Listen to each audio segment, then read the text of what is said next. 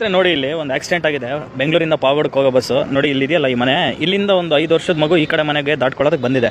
ಆ ಕಡೆಯಿಂದ ಬಂದಿರತಕ್ಕಂಥ KSRTC ಏನಾಗಿದೆ, ಆ ಮಗು ಪ್ರಾಣ ಉಳಿಸೋಕೆ ಹೋಗಿ ಆ ಡ್ರೈವರು ಈ ಕಡೆ ಸೈಡ್ಗೆ ಎಳೆದ್ಬಿಟ್ಟಿದ್ದಾನೆ. ನೋಡಿ ಇಷ್ಟೆಲ್ಲ ಹಾಕ್ಕೊಂಡು ಹೋಗ್ಬಿಟ್ಟು ಬಸ್ಸು ಕೊನೆಯದಾಗ ಹೋಗಿ ಒಂದು ನಿಮಿಷ ನೋಡಿ ಇದೆಲ್ಲವನ್ನು ದಾಟ್ಕೊಂಡ್ಬಿಟ್ಟು ಈ ಬಸ್ ಹೋಗ್ಬಿಟ್ಟು ಇಲ್ಲಿ ನಿಂತಿದೆ.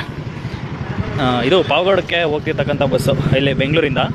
ಇಡೀ ಗಾಡಿ ಮುಂಭಾಗ ತೋರಿಸ್ತೀನಿ ನಿಮಗೆ. ಬಟ್ ಅದೃಷ್ಟವಶಾತ್ ಡ್ರೈವರ್ಗೆ ಸ್ವಲ್ಪ ಏಟಾಗಿದೆ, ಬಿಟ್ಟರೆ ಬಸ್ಸಲ್ಲಿ ಇದ್ದಂಥವ್ರಿಗೆ ಯಾರಿಗೂ ಏನೂ ಆಗಿಲ್ಲ. ಬಸ್ಸು ನೋಡಿ ಈ ಥರ ಹಿಂಗೆ ಬಂದುಬಿಟ್ಟು ಇಲ್ಲಿ ನಿಂತುಬಿಟ್ಟಿದೆ. ಡ್ರೈವರ್ಗೆ ಕಂಟ್ರೋಲ್ ಸಿಕ್ಕಿಲ್ಲ, ಅಲ್ಲಿ ಮಗುನ ಉಳ್ಸೋಕೆ ಹೋಗ್ಬಿಟ್ಟು ಈ ಥರ ಬಸ್ಸು ಈ ಥರ ಆಗಿಬಿಟ್ಟಿದೆ. ಯಾರೂ ಏನೂ ಹೆದರ್ಕೊಳ್ಳೋ ಅವಶ್ಯಕತೆ ಇಲ್ಲ. ನಮ್ಮ ಪಾವಗಡದವ್ರು ಯಾರಾದರೂ ಬೆಂಗಳೂರಿಂದ ಪಾವಗಡಕ್ಕೆ ಬರ್ತಾಯಿದ್ರೆ ಯಾರಿಗೂ ಏನೂ ಆಗಿಲ್ಲ.